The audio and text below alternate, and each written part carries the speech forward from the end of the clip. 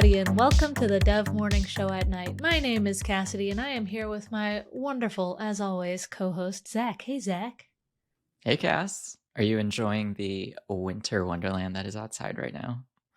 I'm worried for the planet because it finally snowed a little bit in Chicago, and then it melted about bit. 2 hours later. That's true. So That's true. Maybe one day. Yeah. It's great because I can go outside and not just freeze my face off immediately. But I'm also but I should be freezing my face off. Maybe in April. I think that's the brunt. It just shifts. Yeah. Well, anyway, we have an awesome guest today, the very cool Alexis Morin, who is a design systems lead. Alexis, welcome to the show. Hello. Hi, thanks for having me. Is it cold where you are? It is cold. I'm in Canada, and the forecast for tomorrow is 2 feet of snow. So that's going to be fun. Oh, gosh. Casual. Wow.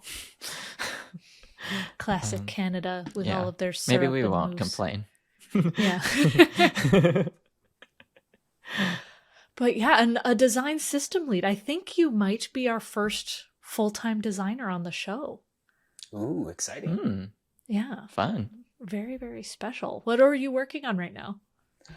My main project is my 4-week-old baby at the moment. That is a very big project. That is an incredibly important one. So just coming out of parental leave and back to work, where during the day I work on design systems for web applications that show up on computers, on phones, on stand-up kiosks, tablets, wherever our customers' eyeballs or our customers' eyeballs end up looking. That is so important and awesome. And I know that Zach has worked in design systems and stuff before and has lots of thoughts and opinions on it. Yeah, we actually worked together. What? Gosh, what was that? Probably, segue. It feels like a year or two. Doesn't it? Ago. Feels like forever, but yeah, it was fun. Bantering together and talking about Pokemon and stuff.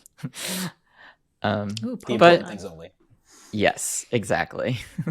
And now it's time to hear about our awesome sponsors, Launch Darkly. The Dev Morning Show at Night is a sponsored podcast. I mean, someone has to pay the bills around here. We're sponsored by Launch Darkly, and Launch Darkly is the first scalable feature management platform. That means dev teams can innovate and get better software to customers faster. How? By gradually releasing new software features and shipping code whenever they want, fast-tracking their journeys to the cloud, and building stronger relationships with business teams. Thanks for the money, Launch Darkly. Thanks, Launch Darkly. You keep the lights on. So anyway, Alexis, what does your day-to-day look like? Yeah, on the daily, as a design systems lead, I work with product teams, I work with designers and engineers to understand what they're working on, to see if there's any common needs that they have that might be systemizable. And I build tooling with my team, either in design tools or in code tools or in documentation to really try to meet those challenges and empower those builders, those makers, to build faster, to get their ideas into an app and have those ideas be high quality as fast as possible. So that's what I do on the daily. And as well, I'm the smiling customer service face of the design system because it's a tool set. It comes with constraints. It comes with guidelines, do's and don'ts. And really anybody who has an impact on the final product that people end up using designs it in a way. So it's really important to get that alignment, not just by people who have designer in their title, but that understanding needs to permeate across everyone who's touching this thing, right? It starts with product people. It's usually handed off to designers, and it's usually handed off to engineers. But across all of that, our decisions and the tooling that we make has to be resilient to all of those handoffs in order to really provide that best experience. Yeah. For those who don't fully know what a design system is, how do you describe it? Because for myself, I usually just say it's like a Lego set, and you have a set number of pieces that you can use, and it is in a set. And like I like kind of leave it at that, but I don't know if it's the best description. There are certainly competing opinions as to what a design system is and where the boundaries lie. I would say one thing for sure is that design system is a bad name for a design system. Mostly Great way to because, start. right? So many things in tech, right, are just like hard to name, and they have a name, and that's what they're called forever. Yeah. So design systems can include certainly like a UI library that designers can copy paste from and build mockups. That's one aspect of it. It also can include content guidelines. How does this product speak to its user base? Is it cheery? Is it delightful? Is it professional? It also includes like high-level UX patterns. How many primary actions should any screen have? Ideally, you want that number to be 1. You want the UI to be a guiding experience. You want things to be clear and easy to use for your users. It can also include like operational principles, meaning who gets to contribute to this UI library and to these guidelines. Is it a centralized team, kind of siloed off and just doing their thing and going really fast? Is it distributed across the org? And what happens when you make a contribution? So it can be all of these things, right? Yeah, and it's really telling when like you have an organization, or at least personally speaking, when you have an organization or a group that's dedicated to kind of managing a lot of these rule sets or guidelines, and maintaining all these things that are used on a daily basis by engineers and product designers and content people as well, versus orgs that don't really have that in place, and it's just like everyone's just like kind of frazzling to just kind of put a blob together, but nothing's really quite organized, and so it becomes a little dysfunctional. Precisely, because these rules will emerge from the woodwork if there's nobody handling them. But they will be extremely chaotic if you let that happen. And so having a team that's dedicated to like wrangling those cats and herding those ideas and creating signal from all the noise, that becomes really helpful in creating focused experiences for your users at the end of the day. Yeah. It reminds me of a friend of mine who used to work on Internet Explorer. So this was back in the day before Edge existed and stuff. And she was told, hey, will you work on the design system side of things? She's like, okay, we haven't had this before, but I'll try. And they had something like 29 different blues throughout the browser. Like, and they were all just close enough that they're like, probably should have been just one color. And she was like, that's just the tip of the iceberg. There's so many sizes and so many buttons and things that just are thrown on top of a pile. So yeah, it's probably good to have that from the start. I'd love to read about that. That sounds like an interesting, like, whole deep hole you could rabbit hole you could get into. Seriously. Design system war stories. Yeah, exactly.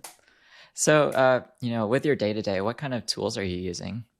I touched upon this in the previous story. So spend a decent amount of time in Figma, obviously finessing design assets. I spend some time in Google Sheets, planning as a design system lead. I don't just do the making, I also do the planning, the problem framing, all of that. Spend some time in Jira as well, gathering requirements and making sure that conversations from meetings or Slack threads are all captured and recorded. And yeah, when I write code, which happens, a good day is when I get to write code. So I usually use VS Code for that. Plain and simple, very basic. But yeah, it's amazing. It does a great job. So very happy with that. So you design and you write code, which I feel like that makes you a unicorn already. What got you into the industry in the first place? Yeah, I mean, way back in 2004, I went to vocational college. I'm showing my age, aren't I? Went to vocational college in Quebec, and this was a program that taught you everything. It was called multimedia integration. And it was really that. It was like, here's a bit of everything. And here's how to work the basics of it. And over the course of like 3 years, eventually people tend to like gravitate towards, I want to build Flash applications, or I want to make websites in Dreamweaver, because that was the landscape at the time. So some people ended up being like motion graphics designers. Some people ended up programmers. Some people ended up making games. I really gravitated towards writing code. So very quickly, like, I got internships and jobs, writing good old MySQL and PHP, CSS, and jQuery, and uploading files to an FTP server in order to push it to production. Those are good times, man. Whew. After a few years of doing that, I was working at small web shops for as little as like $10 or $15 an hour. I was wondering, like, okay, there has to be more to this. So I pursued an education in interaction design at the master's level. I did my bachelor's in computation arts, which was basically a super open bachelor's program where you make art using computers or computation. Huh. That's neat. It's really weird stuff. Sounds very broad. It really was. And that program was like, you get out of it what you put into it, very much. And I ended up making like little electronic birds that are still stuck, that had like magnets to them, and they would chirp according to like the temperature of the air or the amount of sunlight they received. And I stuck little button magnets, neodymium magnets to them, and threw them high into the school ceiling. Like, they're probably still stuck there to this day. Kind of guerrilla art projects using microcontrollers. Lots of fun stuff like that. That's such magical art. That's permanent. I love it. Okay. Yeah, so after making all that art, learning all that interaction design, I had to make a hard break and remove any reference from being a developer on my LinkedIn. And started Only a new art life. I was now being called a designer, and that's how I got into the industry. And it's 15 years in and going, so it's all right. That is awesome. Love that. Okay, it is time for rapid fire questions.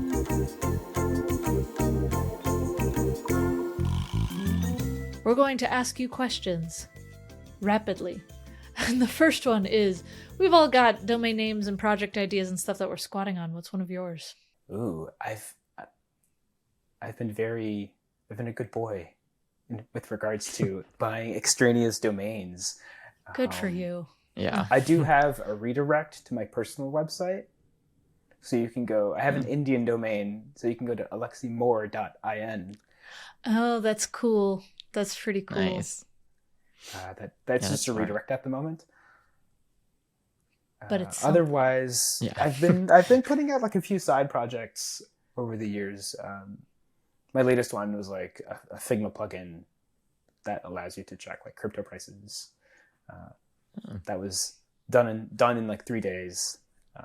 Doesn't require a domain though. What is the most recent thing you over-optimized? Continuously over-optimizing the amount of experience points I gain at Duolingo, I think. I'm a notorious Duolingo fanatic. That owl, it'll get you. He's under his skin.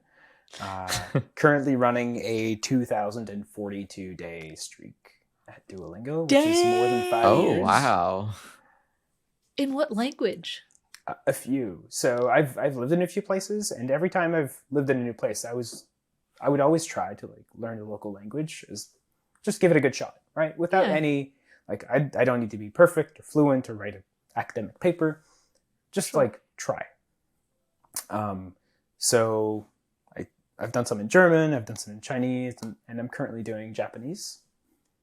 Cool. All right. So I know at which time of the day and which time of the week is the best time to get double XP points in Duolingo. Oh gosh, So you have over-optimized this. Oh, I really have. Yeah, if you do a lesson in the morning before 12 noon, you get a chest, which you can open at 6 p.m., between 6 and midnight p.m., which doubles your Oh, XP. And then if you do the one in the evening, you get a chest for the morning. So as long as you keep that virtuous loop going, you get double the Duolingo cadence. XP. That's amazing. I'm And I like Every also, reminded.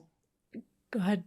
I also, going back to work things, certainly try to put out the best Figma components possible. Mm. Yeah. Figma is so complicated that it is possible to like build something that behaves correctly on the surface but isn't built the right way. Very, very similar to code.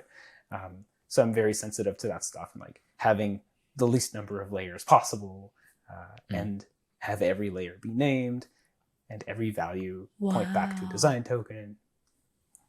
It's just part of the job. Honestly, even naming the layers is impressive. As a Figma noob, I feel like I just have like tens of thousands of frames where it's just a pile of things on top of each other, and I just kind of hope it looks good. Yep. Same. What is your golden rule for designing or working in general? I always try to keep in mind, and this is kind of a design rule, that the people who will be using the thing that you're making, it's probably not you. Mm. And so a lot of the times we want to build something and the intent is, this is how I would do it. But at the end of the day, like that's rarely the case. It's important to just keep that in mind. And sometimes you just exercise a little bit of empathy put some empathy into your work. And that can go a long way into removing some biases that we all have, I think. Yeah, for sure. I like that. What's your favorite "it depends" question? So a hot topic when it comes to design systems is, should this thing, this component, this pattern be in the design system? Yeah. And there's lots of ways to answer this, and there's rarely a single easy answer. And it usually is a conversation with the team who needs a thing. Can it be this other thing? How soon do you need this? How robust do you need this to be built? Yeah, that makes sense. Because there's always edge cases for something. And that's design, that's code, that's everything. And it depends. Because they want the component for one use case, but if it's a good citizen of the design system, it should work in a variety of other use cases. It needs to be reusable. And so they obviously are tunnel visioned onto this one use case. And we're trying to advocate for adaptability and composability in other use cases as well. So balancing those is a constant challenge. Yeah, that makes sense. A pleasurable one nonetheless. Yeah. What is the oldest piece of tech you still own? I have a VCR. Whoa. I fished out of the in-laws Dang. like basement. I think there's a tape stuck inside of it. A lot of these were like to try to view old tapes, that like family videos. Yeah. That my dad was cleaning out when he sold my childhood home. I'm like having Dang. flashbacks of like having tape stuck inside the VCR and freaking out. Especially if it's a rental. Whew. Oh my gosh, Blockbuster The would. fear. No. I've seen so many like TikToks and stuff recently of parents asking their kids, do you know what be kind rewind means? And so many kids are like, it just means you step back and remember you should be kind. And you're like, no, it's an actual practical thing. Rewind your tapes. Yeah. That's such a Man. oh man. Memory lane. All right. Have you written a piece of cringy code? I don't write a lot of code. As a designer, I write a lot of like prototypes and just like ideas to get out of my head. So I had to think back on this to when I was a full-time programmer. And I wrote a site generator, which wasn't a site generator at all. It was just this boilerplate for a Canadian political party. Because my boss at the time had them as a customer. And so for each candidate, we would take the file tree, upload it to a different FTP server, and like change out the headshots in the title. Oh. Extremely cringe considering what you can do today with static site generators. Yeah, just like a JSON object of variables or something, I'm sure. Yeah. Nice. Man, good times. You mentioned Dreamweaver earlier, and just all, with FTP and all of these, it's taken me back to old days. What is your favorite tech or programming pun? I like Markdown as the opposite to markup. Oh yeah, yeah. I haven't actually thought of it that way before. So I think that's a nice one. I mean, Markdown is a great language to use in so many places. Also a huge fan of recursive acronyms. Not sure if they exist outside of tech. Where it's like... It's a self-referential acronym. Right, So where I think you the most use famous the one acronym in it. Yeah, correct. So I think the most famous one is GNU, which stands for GNU is not Unix. It's perfect. Back in the day, with a friend, we were learning C++, and happened to write a command line Twitter application in C++, which is like the worst language you could ever pick. Yeah, I was going to say that's a bad choice. But coming back to the pun here, terrible choice. But the application was called Guys, and it stands for Guys Updates Your Status. Nice. Yeah. So the G is just this black hole of meaning. It reminds me there was one where it was like, interns so meta, even this acronym, because the acronym is meta. I know. It makes you think a little bit. Interns so like meta, that. even this acronym, and then is meta. Watch out, world. Your brains are just broken. Gosh, I did not expect that for an afternoon thing. I know. I've also never heard of recursive acronyms before, and I'm like trying to think back on any. The But one that I that's could cool. think of that's like, it doesn't really count, but it's like when people say ATM machine, when the M in ATM is also machine. Mm, Yeah, it's Yeah. not the same, but it's similar. yeah. Well, Zach, do you know the image editing program GIMP? GIMP? Yeah. Yeah. No. So GIMP stands for GNU Image Manipulation Program. Again, the G doesn't stand for anything. You just keep Good to going know. deeper. Just recurses into infinity. All right. What is your most used emoji? I use the little bowing person a lot. Oh, the little... Oh. Yeah, guy. he looks like this. Yeah. Um, With the little, like, flares above his head. yeah, just like Yeah. that. I think as somebody who provides a service to other designers, to engineers, I'm always very thankful for like feedback that I get, or whenever I accept a task or something to work on, I say like, hey, thank you, like please hold, thank you for your patience. And I find in a remote world, being extra gesticular, like moving a lot, is kind of a prerequisite to getting meaning across. Like you have to exaggerate everything in order to get like a normal level of energy out. So I use the bow emoji a lot. Close second in the new emojis for 2022 is the melting face. The melting Boy, oh boy. face is a good So one. good. That's a good emoji. I like it. Yeah, shout out to the melting face, the face in clouds, and the dotted outline face. Yeah, Oh. I still really like the smiley face with the tear. I think that one's really good. Oh, too. yeah. Very relatable. It's now time for the random segment generator. We're going to ask you some random things, and the first segment is merge conflict. What's a merge conflict, work or personal, that you dealt with in the past and that you had to overcome?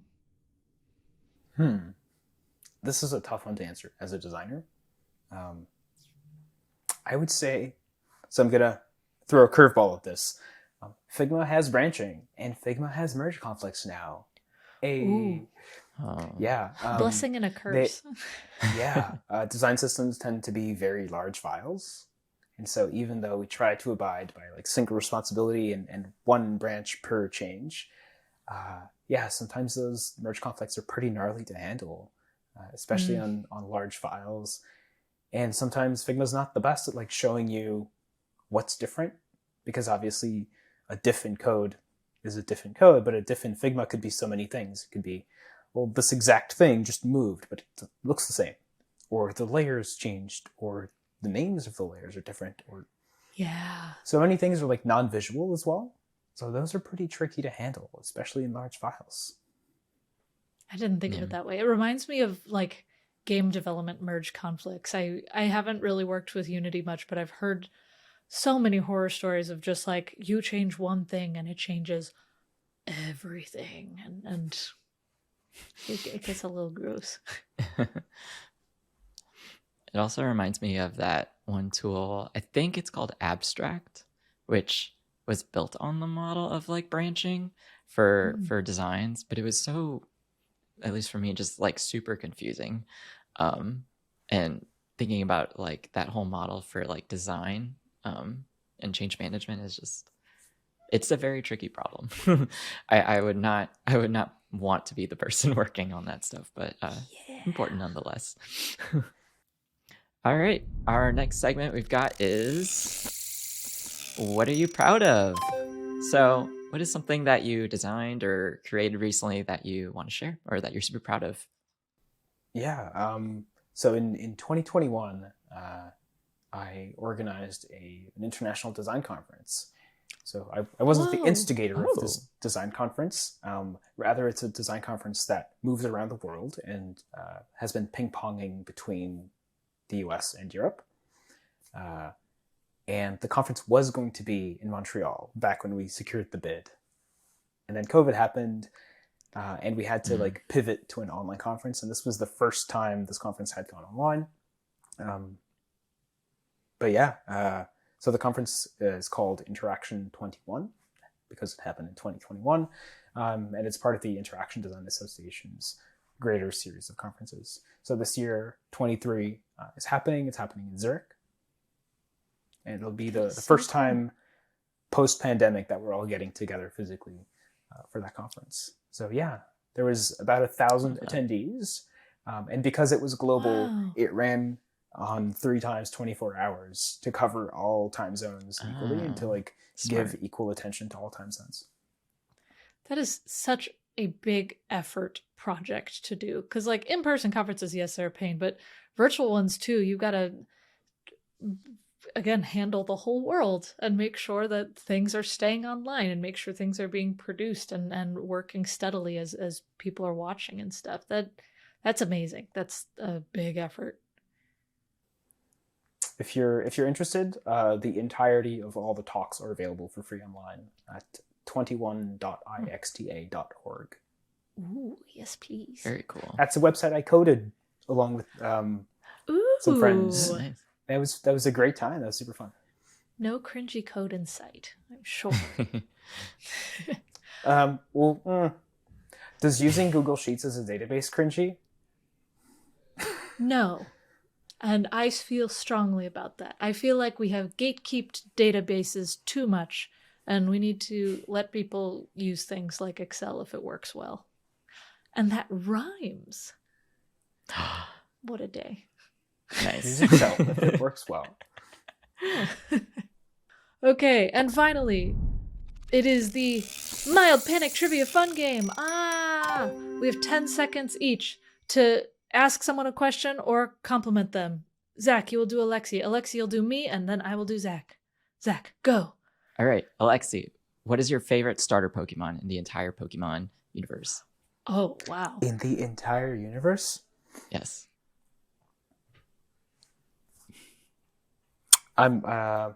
This is very important. I'll go with the latest, and I'll go with the Florgatito, I believe is his name. Oh, is that cat one? He's the grass cat. The grass cat. Yeah. Oh. Yes. Oh. Nice. Yeah, that one was cute. All right. I like that. Now it's your turn. Now it's my turn. Cassidy, your tech comedy skills are unrivaled. Thank you. I've been watching so many of your TikToks, and they've got me up in stitches every time. I find them hilarious and very relatable. Stool up. Thank you. I appreciate it. All right, now I have Pokemon on the brain. So, Zach, what's your favorite legendary Pokemon? Oh gosh. It's a tough one. Ho-Oh. Ho-Oh is pretty good. The fire chicken. It's so pretty. Yeah. It's Is it a pretty cool. chicken? Like, I thought it was a bird. oh, it's I guess definitely a a bird. chicken. I just like calling it the fire chicken. I don't know if you've seen the shiny one. It looks like a burnt chicken leg with like feathers. Like it's pretty funny looking. Don't remember, but I'm doing that immediately after this. Yes, look it and up. I won't think of anything else now. Fire chicken. Ah. It is really strong though. The fire Yes. and the flying. Mm. That's a good Pokemon. Power. Anyway, that is our show, and I'd love to bring you to Cassidy's sage advice.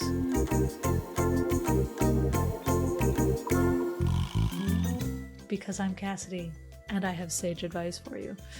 And the advice that I'd like to bring is actually coming from Alexi. Keep in mind, you're probably not your user. And I think that is the power of diverse teams. That is the power of working and talking to a lot of users that aren't necessarily like you. When you're building, you have to think, yes, this is how I would use it, but how do other people use this software I might be making, might be designing, or this hardware project I might be putting together? Because as you talk with more people, you get more of a rounded perspective about the things that you're building, and you ultimately build better products overall. That being said, Alexi, thank you so much for joining us. It's been a pleasure. Okay, is there anything you want to plug? Where can people find you on the internet? Check out Interaction 23 Yeah. at 23.ixda.org. Happening February 28 to March 4. Ooh, that's coming up. Okay, yeah. It Very is. soon.